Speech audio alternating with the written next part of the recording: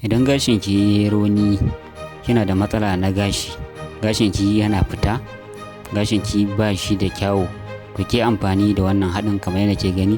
Gashinki zai koma kamar wannan da kike gani, zai kyau, yayi kyau sosai kamar wannan da kike gani.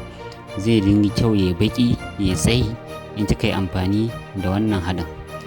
Za ki samu kyawun gashi sosai da sosai. Da saurara, ka yi amfani da wannan haɗin kake gani. Ka yi amfani da ƙwai da kofi, ka zuba kofi cokali 2 yauwa kamar yadda ke gani. Wannan haɗin zai gyara maki gashinki sosai da sosai, da koma yana sheƙi, yayi tsayi, yayi kyau sosai. Wannan haɗin kamar yadda ke gani haka za ki yi amfani da shi, zai kyautata maki gashin kanki. Da madara da dukkanin haɗe-haɗen da muka nuna muku, za ku kaɗa, ku kaɗa, ku kaɗa, ku kaɗa, sai ku shafe gashin kanku.